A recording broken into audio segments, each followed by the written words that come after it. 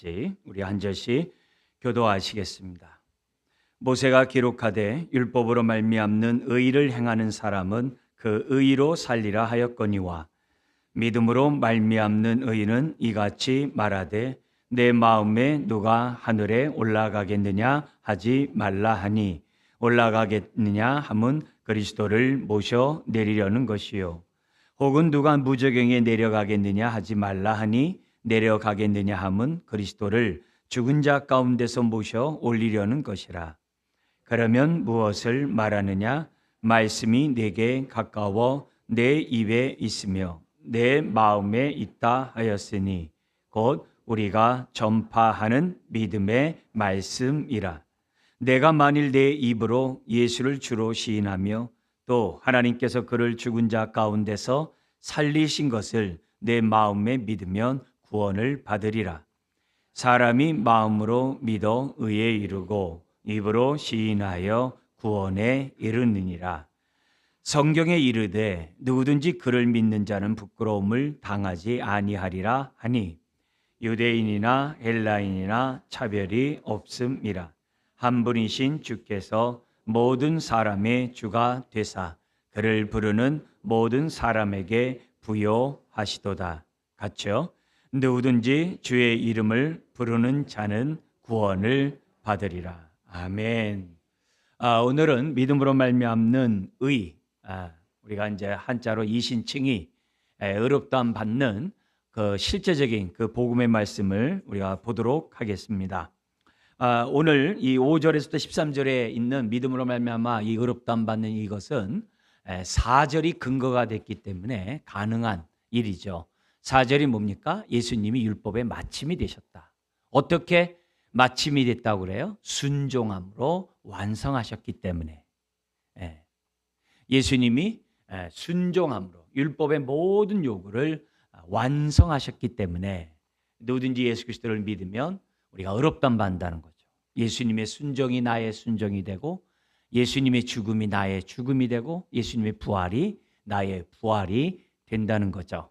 그렇기 때문에 이 4절의 내용이 너무 중요한 말씀이라는 것을 우리가 지난주에 우리가 살펴봤고요. 거기에 근거해서 오늘 우리가 5절에서부터 13절의 말씀을 통해서 다시 한번 믿음으로 말미암아 의롭다함 받는 것에 대한 구체적인 내용을 살펴보기를 원합니다. 세 단락으로 나눠서 좀 설명하려고 하는데요. 5절부터 8절까지는 율법으로 말미암는 의와 믿음으로 말미암는 의가 뭐가 다르냐에 대해서 우리가 살펴보겠고요. 9절부터 10절까지는 이 믿음으로 말미암아 의롭다함 받는 것은 어떻게 해야 우리가 얻는가. 그래서 대상과 신앙 고백의 내용이 정확해야 한다는 것을 우리에게 가르쳐주고 있습니다. 그러면서 11절에서 13절에 그럼 누가 받느냐? 믿음으로 말미암아 의롭다면 누가 받느냐? 누구나. 차별 없이 누구나 예수 그리스도를 믿으면 의롭다함 받는다고 하는 그런 메시지가 지금 오늘 이 본문의 내용입니다. 그래서 우리 첫 번째 단락 5절부터 8절의 말씀을 좀 보겠습니다. 율법으로 말미암는 의와 믿음으로 말미암는 의에 뭐가 다른가? 어떻게 다른가를 우리가 보겠습니다. 5절은 율법으로 말미암는 의에 대해서 5절이 설명하고요. 6절에서부터 8절까지는 믿음으로 말미암는 의에 대해서 설명하고 있습니다. 그래서 우리가 지금 로마서를 보면서 계속 우리가 반복하고 있습니다만 이게 정확해야지 이게 흔들리고 이해가 안 되고 헷갈리면 신앙생활에 누림이 없어요. 확신이 없어요. 하나님 앞에 헌신하며 내 삶을 드리는 것이 모호해집니다. 그러니까 바울이 계속 반복적으로 한다는 얘기는 중요하다는 거고 잊지 말라는 거예요. 아는 것 같지만 내가 그대로 순종하기까지는 아는 게 아니에요. 그렇기 때문에 내가 들어서 익숙하다고 다 알고 믿는 것 같은데 삶이 열매가 안 되면 아무 소용없어요. 그러기 때문에 여러분들이 이 시간 들으면서 내가 제대로 알고 있는지 다시 한번 살펴보고 우리가 확실한 믿음 가운데 의에 이르는 믿음을 가지고 우리가 신앙생활 해야 한다는 겁니다. 자, 그런 가운데 먼저 우리 율법으로 말미암는 의에 대해서 우리가 좀 살펴보겠는데요. 율법을 말미암는 의에 대해서 이 모세가 했다는 거죠. 모세가 말을 했다는 거죠. 그러면 믿음으로 말미암아 의롭다함 받는 건 모세가 얘기 안 했냐? 모세도 얘기했어요. 그러니까 잘 들으셔야 돼요. 모세가 이 두 가지 다 했어요.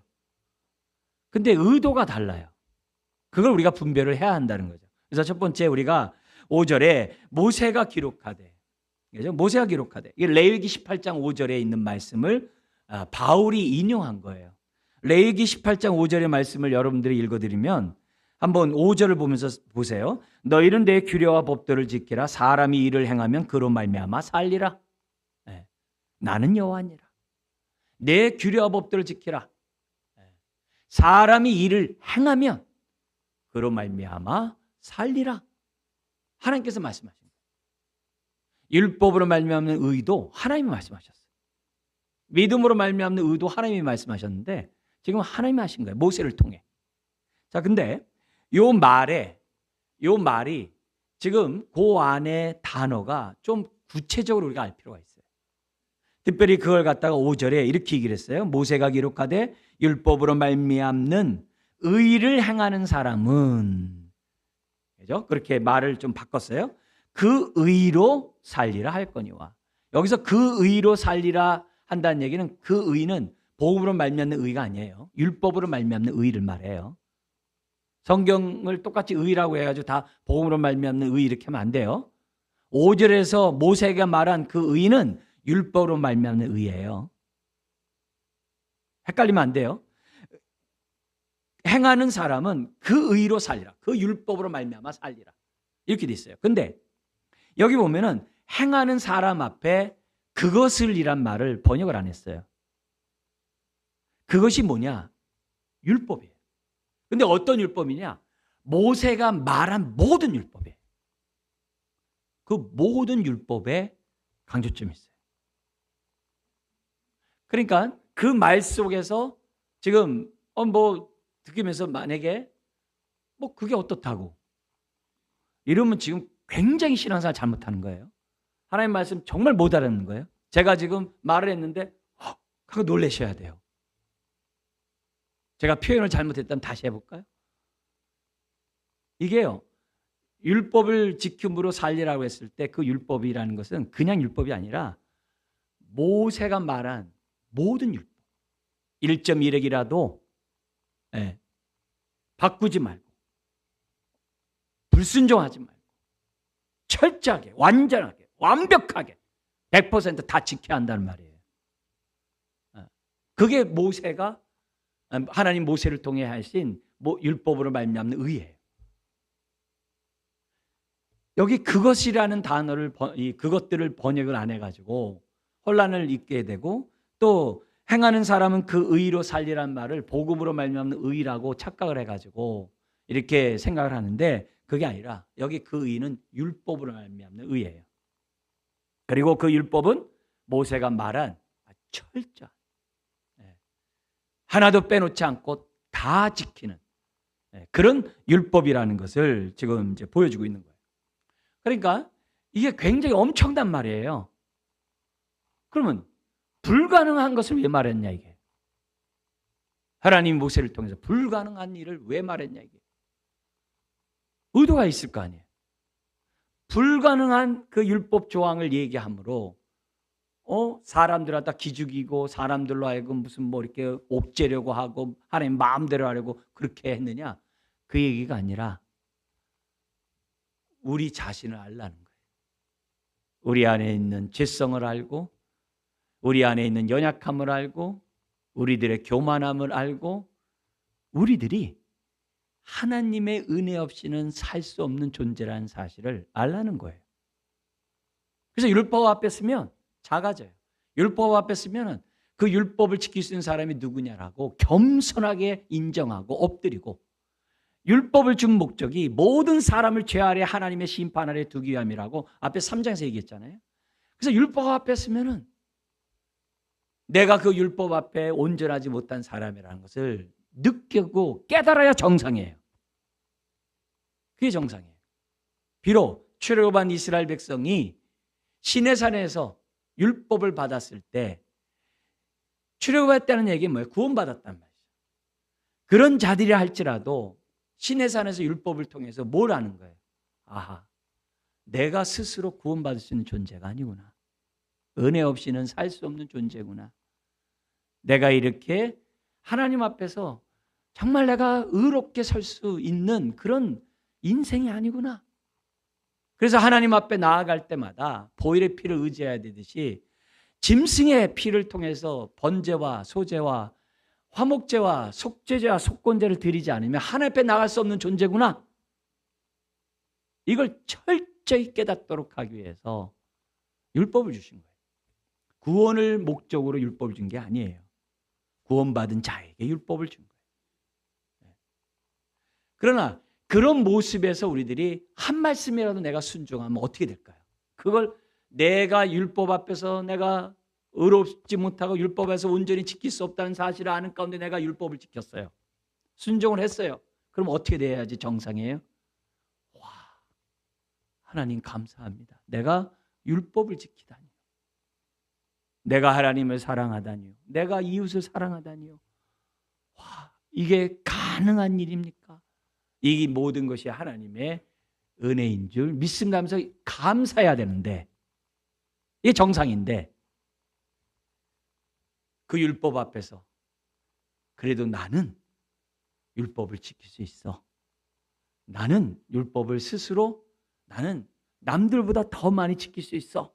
이것이 점점 왜곡돼 가지고 예수님 당시의 바리새인과 서기관들은 마치 자기네들은 율법 다 지킬 수 있는 사람처럼 거룩한 척, 의로운 척, 하나님 앞에 의로운 척, 바리새인과 서기관들이 그렇게 행동했다는 거예요.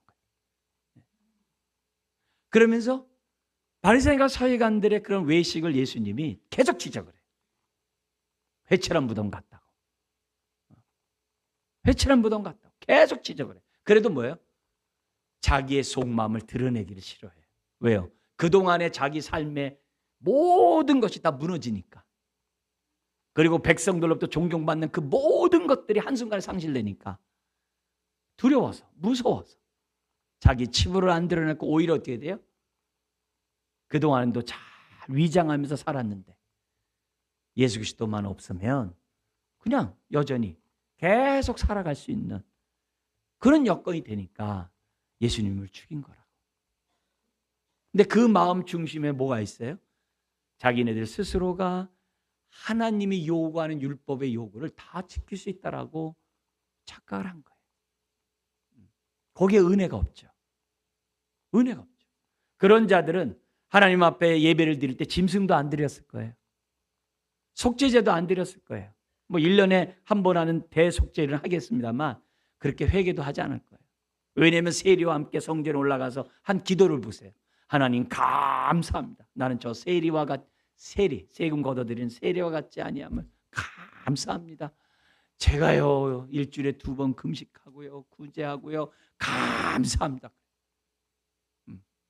외식하는 사람의 특징은 내가 지킨 것을 자랑한다는 거예요. 은혜를 아는 사람은 내가 지키면 이 모든 게 은혜라고 감사한다는 거예요. 네. 율법으로 말미암아 의를 이루고자 하는 사람들은 다 자랑해요. 다 자기 의의를 나타낼 뿐이에요. 그걸 지금 하나님이 지금 뭐냐면 말씀하고 있는 거예요. 그런데 우리 자신이 얼마나 죄성이 많은 인생인지를 모르고, 그러니까 죄가 얼마나 무서운지 몰라요. 그걸 모르도록 인생을 파멸시키고 있으니까. 그것도 하나님 말씀 가지고 바리새인과 서기관들을 파멸시키고 있잖아요. 그게 죄의 능력이에요. 그렇게 몰라요. 그렇게 있는 자들에게 우리 주님이 모든 죄의 권세들을 완전히 도마시키는 그런 사역을 예수님이 이 땅에 오신 것을 우리는 잘 알고 있어요. 여러분, 율법은 10,000가지 중에 하나라도 범하면 다 범한 거예요. 다 범한 거예요. 그래도 내가 9,999개 지켰잖아요. 그건 은혜를 모르는 모습이에요. 율법을 준 목적이 이 다른 곳에서 바울은 여러 번 얘기를 해요. 그리고 바울만이 아니라 다른 사도들도 또 얘기를 해요. 다른 성경 기자들 얘기합니다. 우리 가장 대표적인 것이 뭐냐면은 갈라디아서 3장 10절에 보면 이런 말씀이 있어요. 아주 무서운 말이에요.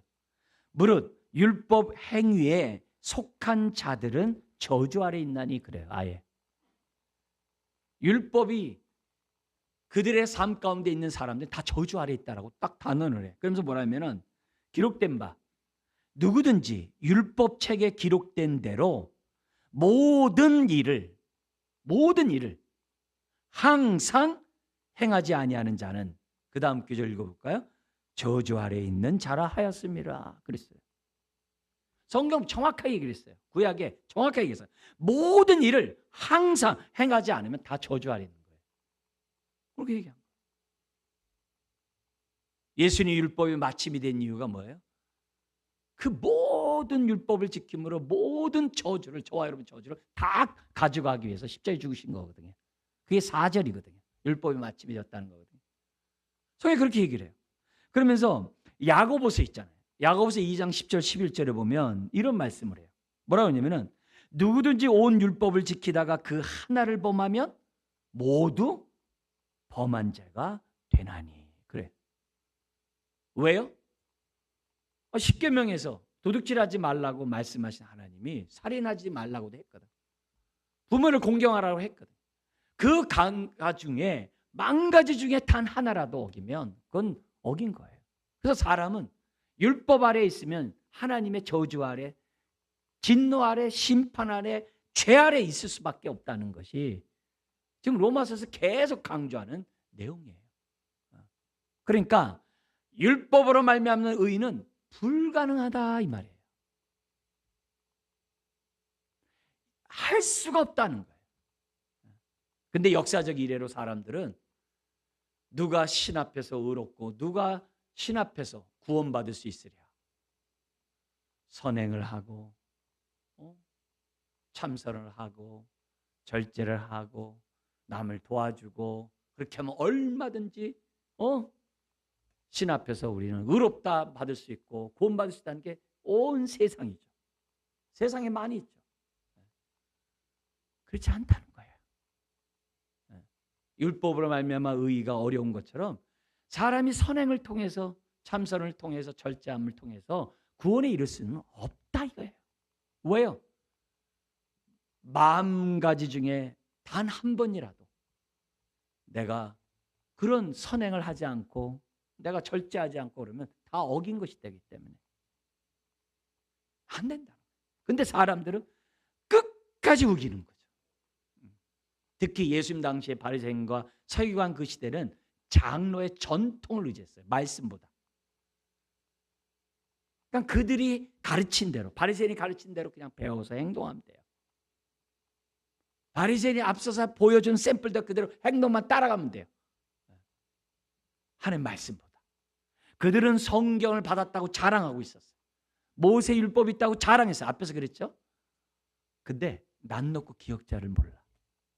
그래서 바울이 계속 구약의 내용을 인용해서 또 얘기하고 또 얘기하고 또 해. 근데도 듣고 싶지가 않아. 듣고 싶지가 않아. 여전히 지금까지 살아왔던 자기 삶의 패턴을 바꾸고 싶지가 않아. 자기가 옳으니까. 이게 바리새인과 서기관의 문제가 아니라 동서고골막론하고 모든 인생들의 문제예요. 인생들의 문제. 저와 여러분들의 문제. 그래서 우리들이 똑바로 알고 똑바로 믿지 않으면 참 끔찍한 거예요. 너무너무 끔찍한 거예요. 여기 시편 24편 3, 4절에 보면 이런 말씀이 있어요. 여호와의 산에 오를 자가 누구며 그의 거룩한 곳에 설 자가 누구인가? 오늘처럼 이처럼 예배 드릴 수 있는 자가 누구인가? 그래서 정확하게 얘기합니다. 4절에 뭐라고 하냐면은 곧 손이 깨끗하며 마음이 청결하며 뜻을 허탄한 데 두지 아니하며 거짓 맹세하지 아니하는 자로다. 누가 이렇게 살 수 있겠어요? 없죠. 그러니까 율법에 따라 어떻게 돼요? 짐승의 제사를 드리고 하나님 앞에 나와서 예배드리라는 거예요. 짐승의 제사 없이는 하나님 앞에 나와서 예배드릴 수가 없다는 거예요. 오늘도 우리가 이처럼 예배를 드리는데 나는 스스로 하나님 앞에 예배 드릴 자격이 있어라고 드리는 그런 자세는 정당하지가 않죠.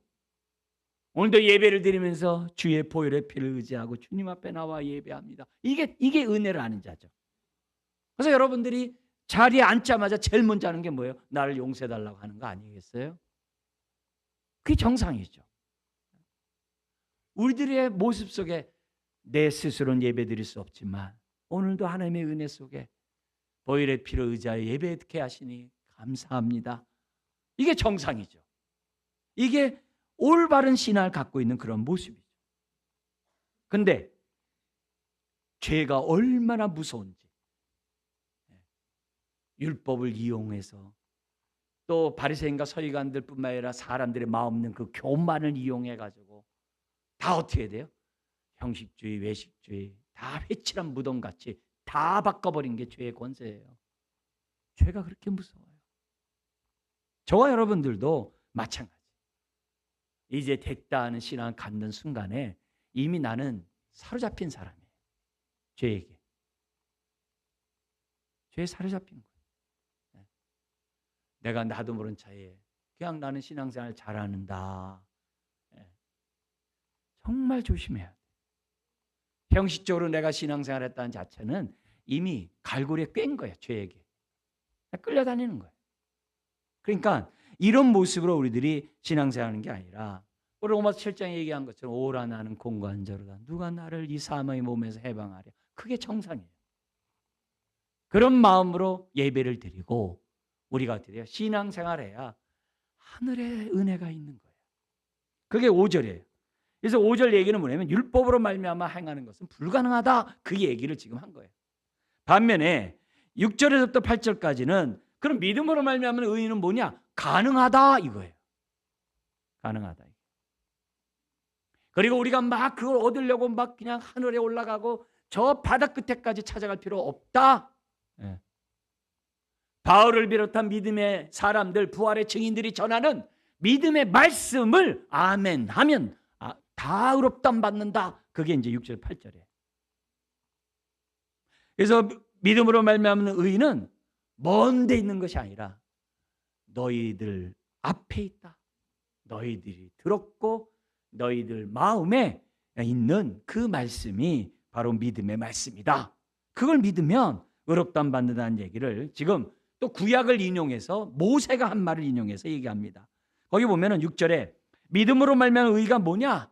모세가 이렇게 말했는데 내 마음에 누가 하늘에 올라가겠느냐 하지 말라. 여기까지가 모세의 말이에요.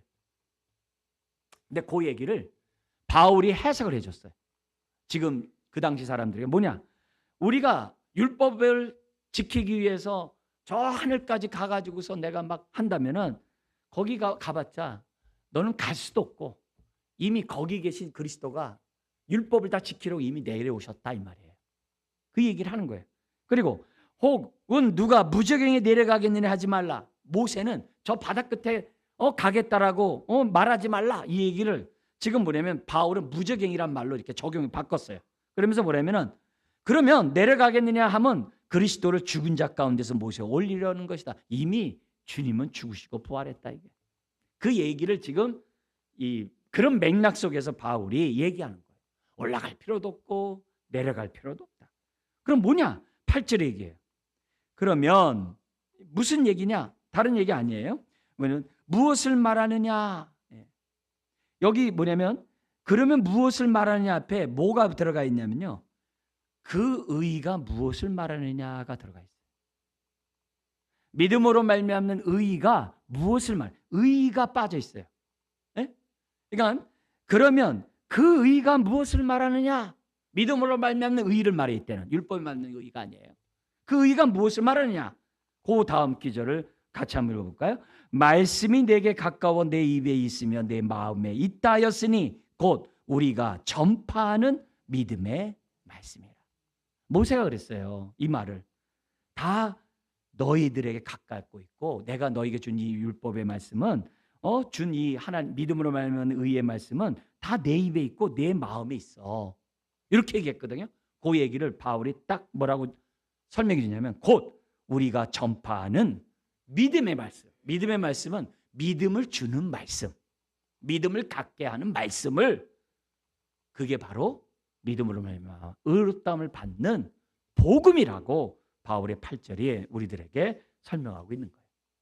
그러므로 오늘 우리들이 신앙생활하면서 이 믿음으로 말미암는 의는 율법처럼 어렵고 힘들고 우리가 수고하고 노력하고 막 해서 얻는 의가 아니라는 거예요. 예수 그리스도가 하늘로부터 우리에게 오시고 저 무정행까지 내려갔다가 올라오신 그 은혜 때문에 우리가 구원을 받고 의롭다함을 받는 것이라고.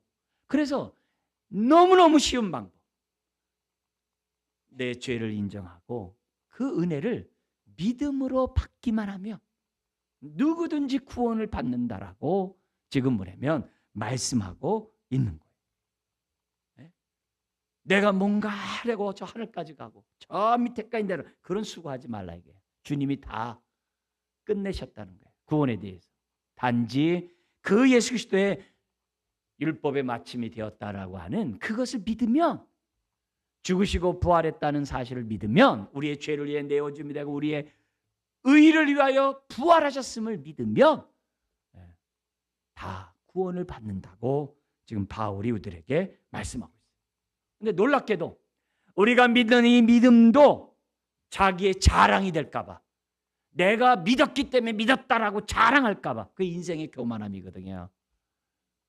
그러니까 에베소 2장 8절 9절에 그 믿음도 하나님이 선물로 줬대요. 그리고 믿음으로 구원받는 게 아니라 은혜로 구원받는 거라고 에베소 2장 8절 9절에 얘기해요. 제가 읽어드릴게요. 너희는 그 은혜에 의하여 믿음으로 말미암아 구원을 받았으니, 이렇게 얘기합니다. 믿음도 또 자기가 믿었다고 자랑하는 게 인생이거든요. 이것은 너희에게서 난 것이 아니요 하나님의 선물이라. 그러면서 뭐라 하냐면은 행위에서 난 것이 아니니, 우리의 믿음이 행위에서 난 것이 아니니 이는 누구든지 뭐하지 못하게 하라고요? 근데 인생은 내가 믿었기 때문에 믿었다는 거예요. 그게 죄의 아주 무서움이에요. 죄가 그 사람의 생각을 그렇게 바꿔버린 거예요. 내가 안 믿으면 뭐 구원 없지. 마치 자기가 믿어주는 것처럼, 자기가 능력이 있어서 믿은 것처럼. 그게 죄가 그렇게 속여요. 우리 안에서 죄가 왕노릇하면서 그렇게 사람을 미혹시켜요. 아니라는 거죠. 은혜로, 하나님의 선물로 믿음도 받은 거지, 은혜에 의하여 믿음으로 말미암아 구원받은 것이지 내 능력에 내가 아니라는 거예요. 그것을 지금 뭐냐면 5절에서 8절에 믿음으로 말미암는 의와 율법으로 말미암는 의를 대조하면서 우리들에게 가르쳐주고 있어요. 그러므로 목사는 믿음의 말씀만 전해야 돼요. 다른 얘기하면 안 돼요. 여러분들에게 믿음을 갖게 하는 말씀만을 전해야 돼요. 믿음의 말씀을 전해야지 다른 얘기들 하면. 여러분들이 이 말씀을 들을 때 막 껄끄럽고, 예를 들어서 내가 듣기가 저거하고 막 그런다 하더라도 이것을 믿어야 구원이 있어요. 구원의 문제예요. 구원의 문제. 그것이 첫 번째 단락의 얘기예요. 그러면서 연결해서 9절 10절에 얘기를 하는 거예요. 뭐라고 얘기하냐면은, 그러면 어떻게 얻느냐? 대상과 내용이 정확해야 한다는 거예요. 그래서 9절에서는 뭐냐면 대상에 대해서 얘기를 해요. 대상과 내용에 대해서 뭐라고 했냐면, 예수를 정확하게 믿고 고백해야 되고, 하나님을 정확하게 알고 믿고 고백해야 된다. 그럼 어떻게 우리가 고백해야 되는지를 우리 한번 이 믿고 고백해야 되는지 9절을 한번 같이 읽겠습니다. 내가 만일 내 입으로 예수를 주로 시인하며 또 하나님께서 그를 죽은 자 가운데서 살리신 것을 내 마음에 믿으면 구원을 받으리라. 여러분, 구원은 분위기나 감정적이나 내가 중심되면 안 돼요. 구원은 객관적인 기록된 진리의 말씀에 근거를 하고 믿어야 돼요. 그게 구절이에요. 근데 여기서 볼 때 우리가 믿는 대상 예수 그리스도인데 그 예수님을 뭐라고 고백해야 되느냐? 주로 고백해야 돼. 주님. 근데 여기 주로 고백한다고 해서 아니 성부 하나님도 주고 예수님도 주고 그게 뭐예요? 성경에서 주라는 이 단어는 우리를 구원하는 데 있어서 하나님과 함께 동등되게 우리의 구원을 이루셨다는 의미에서 주님이 되세요. 네? 함께 하셨다. 그리고 동등되신 분이에요. 성부, 성자, 성령 하나님이. 그래서 주님이라고 고백해요. 그래서 우리 성부 하나님이 아니 나한테 주라고 할 걸 갖다가 성자한테 주라고 고백해 이런 고약한 그거 아니에요? 그게 빌립보서 2장 9절에서 11절에 정확하게 얘기를 해요.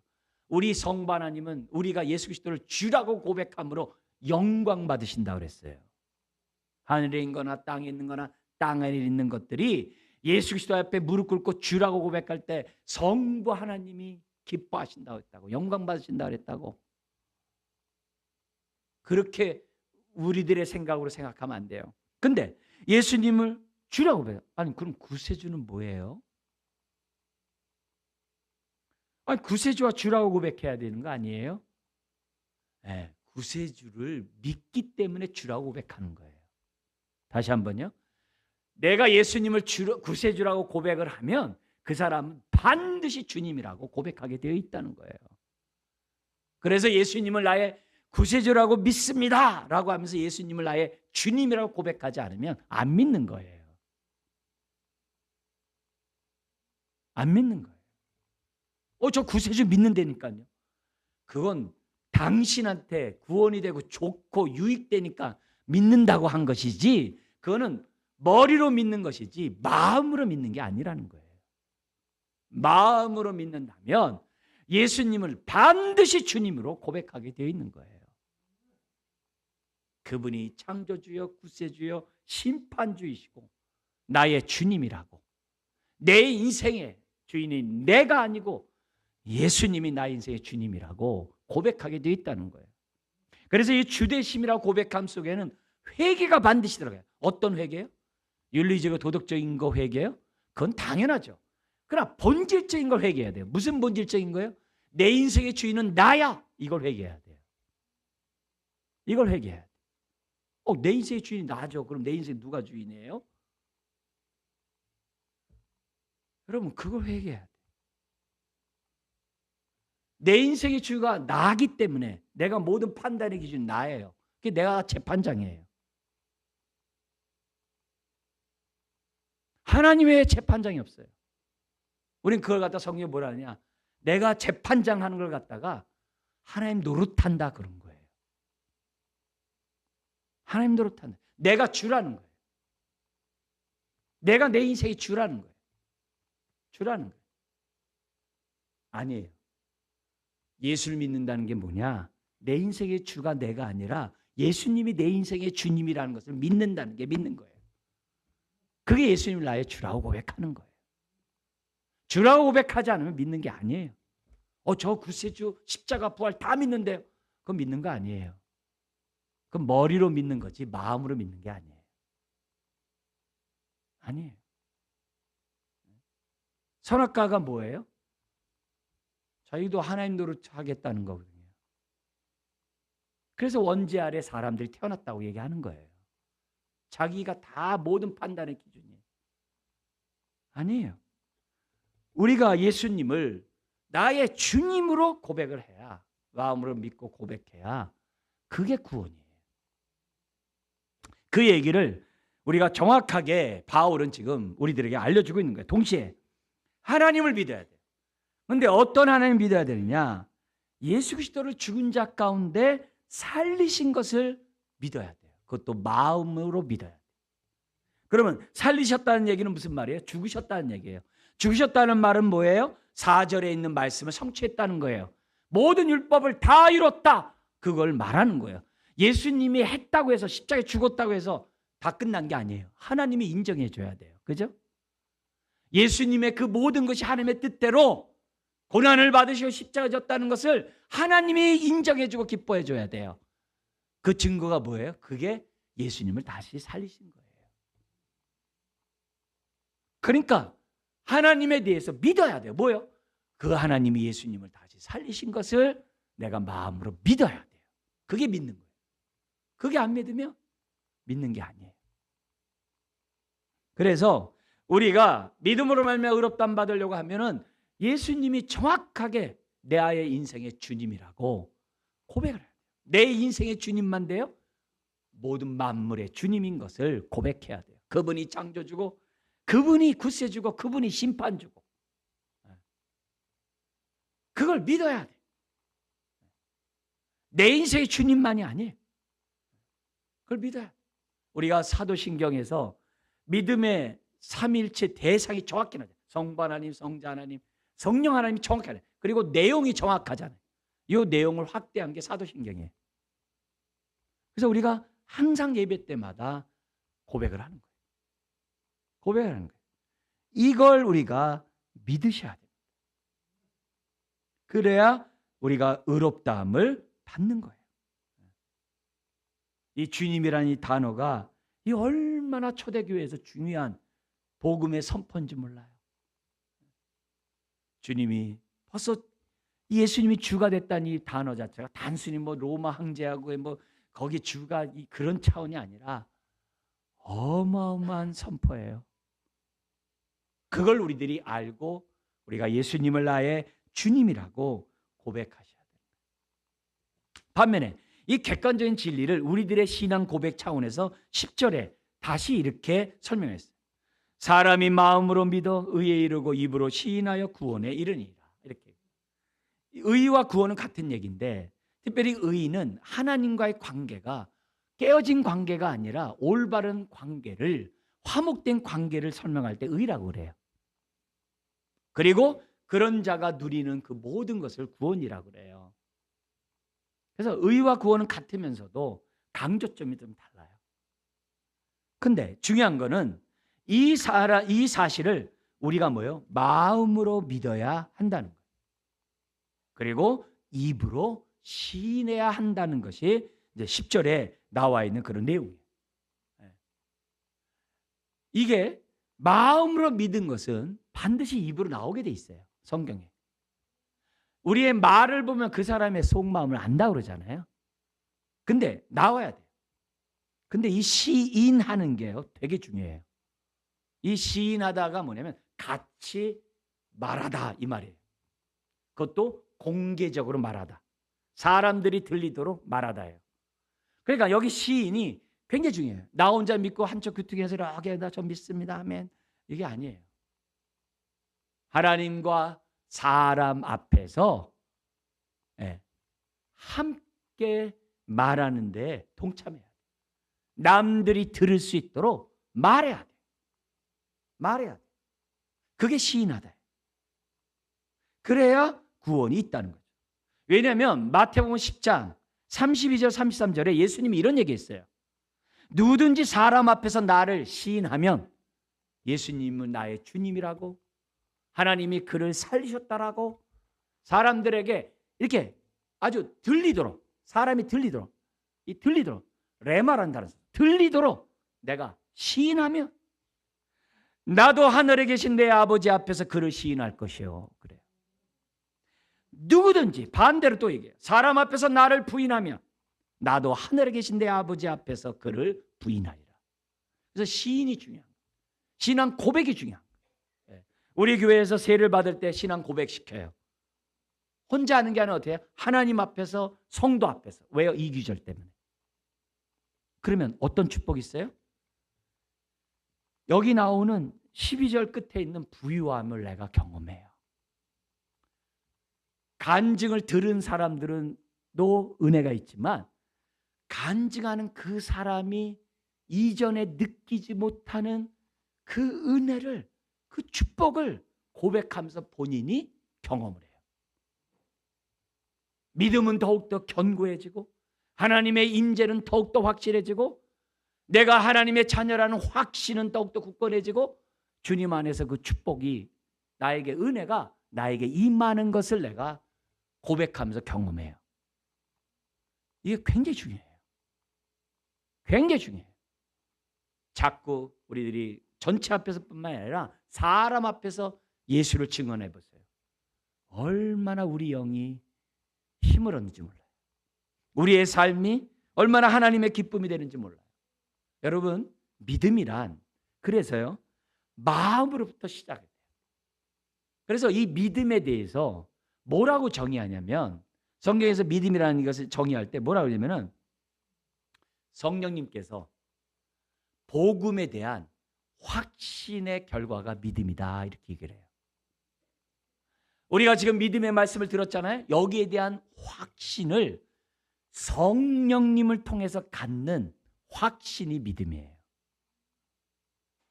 그리고 그 확신은 나로 하여금 그 말씀에 내 인생을 맡기게 해요. 내 인생이 그 말씀에 헌신하게 해요. 내 인생을 다 던져요. 그게 믿음으로, 그것도 뭐예요? 확신에 의한 믿음의 삶이에요. 그게 믿음이에요. 그게 믿음. 여러분, 내가 예수 그리스도를 믿는다는 것은 주님과 결혼하는 걸 말해요. 우리가 육신 가운데 사람들도 남녀가 만나서 결혼해요. 결혼하는데 확신이 없으면 결혼 못하죠. 근데 그 확신에는 뭐가 있다고요? 내 인생을 맡기는 게 들어가 있는 거예요. 그게 결혼이에요. 그게 예수 믿는 거예요. 그러니까 내가 확실한데 나 못 맡겨요. 그걸 안 믿는 거예요.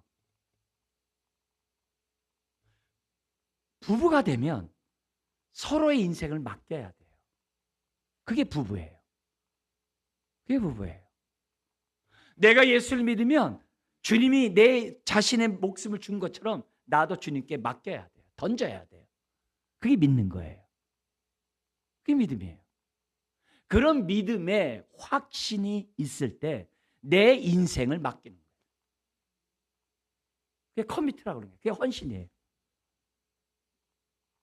근데 이게 확신이 없으면 안 돼요. 그건 마음으로부터 믿는 거예요. 머리로 믿어서는 안 돼요. 그런 자에게 하나님의 구원이 있다는 거죠. 히브리서 11장 6절에 보면은 믿음이 없이는 하나님을 기쁘시게 하지 못한다고 그랬어요. 그러면서 뭐라고 얘기하냐면 이런 얘기를 해요. 하나님께 나아가는 자들은 뭐라고 되냐면 반드시 그가 계신 것과, 오늘 예배 드릴 때 하나님이 반드시 계신 것을 믿고 확신하고 내가 이 시간을 갖다가 던져서 예배를 드리는 거잖아요. 그거 없이는 예배가 무슨 되겠어요. 또한 그가 자기를 찾는 자들에게 뭘 준다고요? 상 주시는 이심을 뭐 해야 된다고? 믿어야, 그게 확신해야 한다는 거예요. 믿음은 말하는 것들의 실상이요 보지 못하는 것들의 증거다. 딱 이렇게 해야 돼요. 그게 믿음이에요. 그래서 우리가 이 단순하고 굉장히 간결하다고 해서 가볍게 보면 안 돼요. 이 말씀에 내가 아멘하면 예수님 나의 주님이면 내 인생을 다 맡겨야 돼요. 그게 믿는 거예요. 그리고 이것을 하나님과 사람 앞에서 고백을 해야 돼요. 그게 믿는 거예요. 그리고 그것이 그렇게 할 때 나에게 큰 은혜가 되고 내가 고백한 그 내용은 내 마음 중심에 아주 견고한 반석이 돼가지고 어떤 상황에서도 이 신앙만큼은 흔들리지 않는 거예요. 그래야 이 험난한 세상을 이겨나가는 거예요. 그거를 지금 두 번째 단락에서 우리들에게 가르쳐주고 있어요. 세 번째, 자연스럽게 연결돼요. 그러면 이 믿음은, 이 믿음으로 말미암아 받는 이 의는 누가 받느냐라고 얘기했을 때 12절 13절 정확히 얘기해요. 믿는 자라면 누구나 차별이 없어요. 근데 이게 뭐예요? 11절 13절 내용이 구약에 이미 예언되어 있어요. 이미 기록되어 있어요. 이사야도 말했고 요엘도 말했고 바울에게 야 그건 네가 한 말이야. 그게 아니라는 거예요. 내가 한 말이 아니라 이거는 이미 성경에 이사야 요엘이 얘기하지 않았느냐 하면서 얘기하는 거예요. 그러니까 성경을 자랑하는 유대인들이 성경을 안 믿어요. 왜? 안 읽으니까. 그냥 장로의 전통으로 가르친 대로 그냥 사는 거예요. 우리가 60일 성경 읽을 때 눈이 밝아지기 바랍니다. 예. 우리가 하나님의 이 말씀에 대해서 눈이 밝아야 돼. 내가 소경이면서도 성경도 안 보면 정말 절망해요. 우리가 신앙생활하는 저와 여러분들이 말씀을 가까이 하고 말씀을 읽어야 돼요. 자, 그러면서 11절은 이사야 28장 16절의 말씀을 인용한 거예요. 이 얘기는 9장 33절의 말씀을 축소한 거예요. 11절 같이 한번 읽어볼까요? 성경에 이르되 누구든지 그를 믿는 자는 부끄러움을 당하지 아니하리라 하니 그랬어요. 누구든지가 강조. 누구든지 예수를 믿는 자는 부끄러움을 당하지 않는다. 이 말은 뭐냐면 하나님 마지막 백보자 심판에서 수치를 당하지 않는다는 말이에요.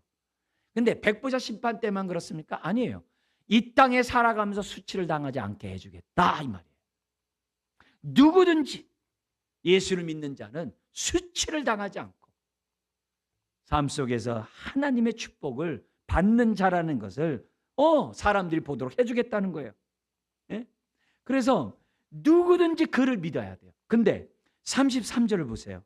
9장 33절 제가 볼게요.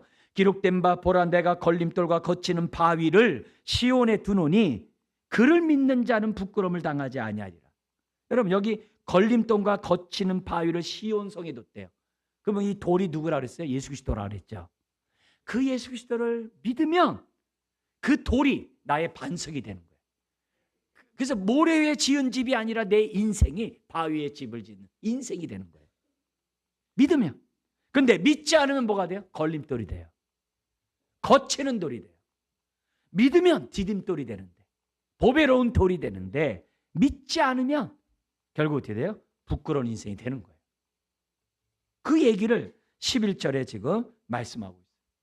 그러므로 우리들이 예수 그리스도를 우리가 정확하게 9절과 11절처럼 믿고 고백할 때 훗날 주님 앞에 백보자 심판대 앞에 섰을 때 우리는 결코 부끄러움을 당하지 않는다는 거예요. 그러면서 이 누구는 12절에 유대인이나 헬라인이나 차별이 없어요. 남자와 여자도 차별이 없어요. 주인과 종도 차별이 없어요. 모든 자들이. 왜 차별이 없을까요? 주는 한 분이시기 때문에. 다시 한번요. 주는 한 분이시기 때문에. 우리는 같은 이렇게 단일 민족이 예배드리기 때문에 이게 잘 안 올 때가 있어요. 근데 세계대회 같은 데 가서 같이 예배 드리면요. 100여 개국에서 사람들이 와서 예배 드리잖아요. 그러면 예수는 주 찬양 있잖아요. 그 후렴구 그것만 해도 예배 다 끝나요.